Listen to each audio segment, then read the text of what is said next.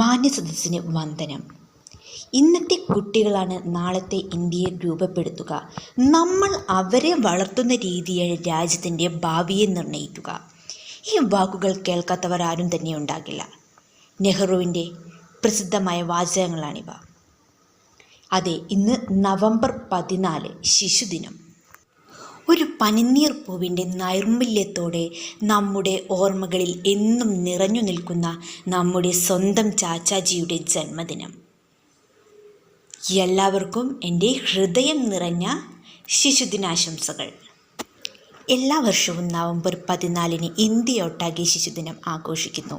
ഇന്ത്യയുടെ പ്രഥമ പ്രധാനമന്ത്രി ജവഹർലാൽ നെഹ്റുവിൻ്റെ സ്മരണാർത്ഥമാണ് അദ്ദേഹത്തിൻ്റെ ജന്മദിനം നാം ശിശുദിനമായി കൊണ്ടാടുന്നത്. കുട്ടികളെ ഏറെ സ്നേഹിച്ചിരുന്ന വ്യക്തിയായിരുന്നു അദ്ദേഹം. സ്നേഹപൂർവ്വം എല്ലാവരും അദ്ദേഹത്തെ ചാച്ചാ നെഹ്റു എന്ന് വിളിച്ചു. കുട്ടികളുടെ വിദ്യാഭ്യാസത്തെക്കുറിച്ച് വളരെ ശക്തമായി വാദിച്ചിരുന്ന ഒരാൾ കൂടിയായിരുന്നു നെഹ്റു. 1964 നെഹ്റുവിൻ്റെ മരണശേഷമാണ് ഇന്ത്യയിൽ നവംബർ 14 ശിശുദിനമായി ആഘോഷിക്കാൻ തുടങ്ങിയത്. എന്നാൽ ഇതിനു മുമ്പ് പല രാജ്യങ്ങളിലും നവംബർ 20 ശിശുദിനമായി ആഘോഷിക്കാറുണ്ട്.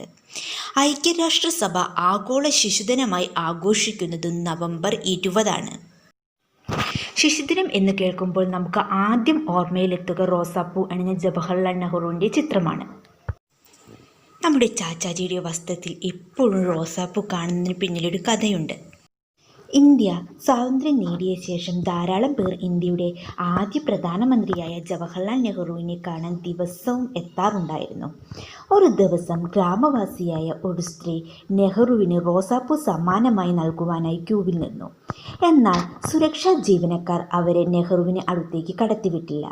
വിലപിടിച്ച സമ്മാനങ്ങളും മനോഹരമായി വസ്ത്രം ധരിച്ച സന്ദർശകരെയുമാണ് അവർ കടത്തിവിട്ടത്. ഇത് ആ സ്ത്രീയിൽ മാനസിക വിഷമമുണ്ടാക്കി. തൻ്റെ വീട്ടുമുറ്റത്ത് വളർന്ന റോസാപ്പൂവല്ലാതെ മറ്റൊന്നും സമ്മാനമായി നൽകാൻ ആ സ്ത്രീക്കില്ലായിരുന്നു. പക്ഷേ നെഹ്റുവിന് തൻ്റെ സമ്മാനം എങ്ങനെയും നൽകണമെന്ന ആഗ്രഹത്താൽ ഓരോ ദിവസവും റോസാപ്പൂവുമായി അവർ കാണാനെത്തി. ഈ വിവരം നെഹ്റു അറിഞ്ഞില്ല.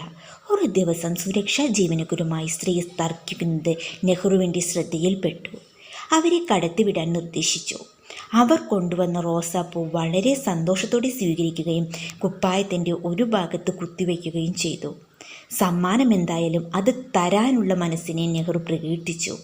പിന്നീട് നെഹ്റുവിൻ്റെ അടയാളമായി ആ റോസാപ്പൂ മാറി. ഒരിക്കൽ കൂടി എല്ലാവർക്കും ശിശുദിന ആശംസകൾ നേർന്നുകൊണ്ട് ഞാൻ എൻ്റെ വാക്കുകൾ നിർത്തുന്നു.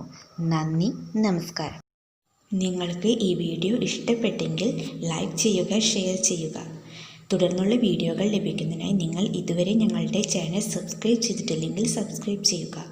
മറ്റൊരു വീഡിയോയുമായി വീണ്ടും കാണാം. ബൈ.